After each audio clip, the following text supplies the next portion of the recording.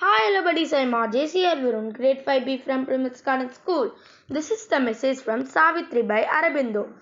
Observed no more in the moment ridden flux where mind instantly drift on as drift hurried from phenomenon to phenomenon. He abode at reached in invisible time. Thank you. Bye. Hi, hello buddies. Now I'm Jeshita, grade 7 from Prabhas Garden School. Today's Karma Yogi Appa message: progress comes from awareness. Social progress comes from social awareness. That is, when the entire social consciousness takes up technological advancement or a type of organization, the individual progresses to extend the society advances, not on its own. Thank you. Bye. Hi, hello buddies. நான் உங்கள் ஜெகவினா from grade 12 from Prambit Garden School.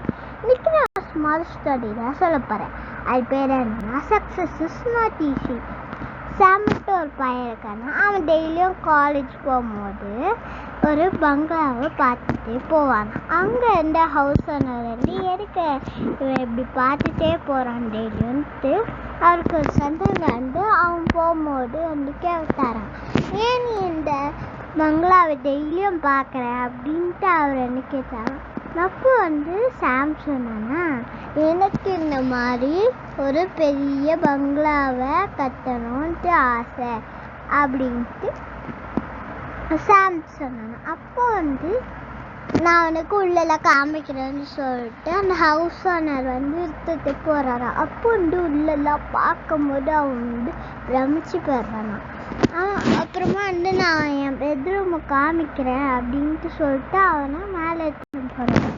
அதையும் பார்த்துட்டு பயங்கரமாக பிரமிச்சிடுறாங்க. இதெல்லாம் நீங்கள் எப்படி achieve பண்ணீங்க அப்படின்ட்டு நான் கேட்டானா.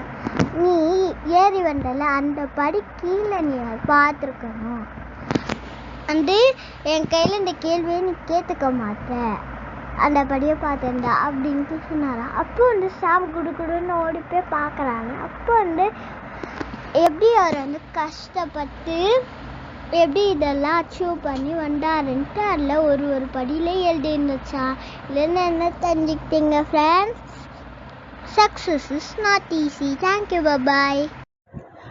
அனைவருக்கும் வணக்கம். நான் கற்பகம் ராஜேஷ், பிரைம்பட்ஸ் கார்டன் பள்ளியிலேருந்து பேசுகிறேன். இன்றைக்கி நாம் ஒரு குட்டி கதை பார்க்க போகிறோம். ஒரு கட்டடம் கட்டுற இடத்துல, ஒரு பெரிய உயரமான கட்டடம் கட்டுற இடத்துல வேலை நடந்துகிட்ருக்கு. அப்போது அந்த கிரவுண்ட் ஃப்ளோரில் வந்து ஒரு வேலை ஆள், ஒரு சித்தாள் வந்து வேலை செஞ்சிட்ருக்கார். அந்த பில்டிங்கோட இன்ஜினியர் வந்து மேலே வந்து 3வது மாடியில் இருக்கார். அவருக்கு வந்து இவரை கூப்பிடணும், கீழே இருக்க வேலையால் கூப்பிடணும். கூப்பிட்டு குரல் கொடுத்து பார்க்குறாரு, அவருக்கு வந்து கேட்கல. சரி, அவர் ரொம்ப சின்சியராக குனிஞ்சு ஏதோ அள்ளி வேலை பார்த்துட்ருக்கார். ஸோ குரல் கொடுத்தும் கேட்கல அப்படின்னு சொல்லும்போது என்ன பண்ணுறாரு, ஒரு 5 ரூபா காயினை வந்து கீழே போடுறாரு. போட்ட உடனே சரி காசு விழுதுன்னு சொல்லிட்டு மேலே பார்ப்பாரு, கவனம் திரும்பும் அப்படின்னு சொல்லிட்டு போடுறாரு ஐடியான்னு நினச்சிட்டு. அந்த 5 ரூபாயை போட்ட உடனே அந்த வேலையாள் என்ன பண்ணுறாரு, ஐயோ 5 ரூபாயா அப்படி சொல்லிட்டு எடுத்து பேக்கெட்டில் வச்சுட்டு திருப்பி அவர் வேலையை அவர் பார்க்க ஆரம்பிக்கிறார். திருப்பி இவர் என்ன பண்ணுறாரு, என்னடா அது வேலை செஞ்சுட்டே இருக்காரு, மேலே பார்க்க மாட்டேங்கிறாரே அப்படின்னு சொல்லிட்டு என்ன பண்ணுறாரு, ஒரு 10 ரூபா காயினை போடுறாரு கீழே அவர் மேலே படுற மாதிரி. அதுவும் அதே மாதிரி அவர் மேலே படுது. அவர் எடுத்து பார்க்குறாரு, ஐயா இது 10 ரூபா பரவாயில்லையே அப்படின்னு சொல்லிட்டு பேக்கெட்டில் வச்சுக்கிறார். வச்சுட்டு என்ன இது இவர் பார்க்கவே மாட்டேங்கிறாரு எதனாலும்னு சொல்லிட்டு கோவத்தில் என்ன பண்ணார், ஒரு சின்ன கல் எடுத்து பட்டுன்னு போடுறாரு. கல் மேலே பட்டோடனே அந்த வேலையாள் காண்டில் யார் அது கல்லடிக்கிறது அப்படி சொல்லிட்டு டக்குன்னு மேலே பார்க்குறாரு. மேலே பார்த்தா இன்ஜினியர் நிற்கிறார்.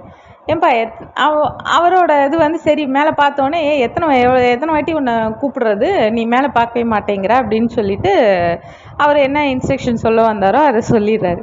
இப்போ இந்த கதையிலேருந்து நீங்கள் இதை கேட்கும்போது உங்களுக்கு என்ன தோணுச்சு சொல்லுங்கள் பார்ப்போம்.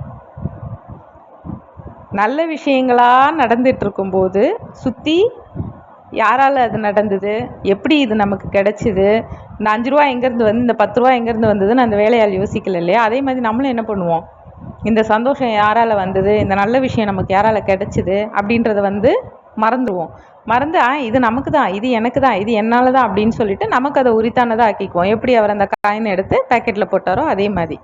இதுவே ஒரு சின்னதாக ஒரு கெட்ட விஷயம் நடக்கட்டுமே, ஒரு கல் விழுந்தோடனே அவர் என்ன பண்ணார், தூக்கி தூர போட்டுட்டு வேலையை பார்க்கலாம் இல்லையா. யார் அது அப்படின்னு சொல்லிட்டு மேலே பார்க்க ஆரம்பிச்சார் தெரியுமா. அப்போ என்ன பண்ணுவோம், நமக்கு ஏதாவது ஒரு கெட்ட விஷயம் ஏதாவது ஒன்று நடந்ததுன்னா உடனே சுற்றி இருக்கவங்கள பார்ப்போம். இல்லை இவன் தான் பண்ணிட்டான், இவனால தான் இப்படி ஆச்சு, இவன் கொடுத்த ஐடியா தான், அவங்க சொன்ன இதுதான், அவங்க சொன்ன ஐடியா தான், இவங்க சொன்ன பிளான் தான், இவங்க திருஷ்டி வச்சுட்டாங்க, நான் நல்லா இருக்கேனா அப்படின்னு சொல்லிட்டு நம்ம என்ன பண்ணுவோம், சுற்றி இருக்கவங்க மேலே பழி போட ஆரம்பிப்போம். ஸோ நம்ம அப்படிலாம் இல்லாமல் எந்த விஷயம் எங்கேருந்து வருதுன்னு அது நல்லதோ கெட்டதோ அதை பார்த்து நம்ம நடந்துக்கணும். சரிங்களா? நெக்ஸ்ட் ஒரு குட்டி கதையில் மீட் பண்ணுறேன். நன்றி, வணக்கம்.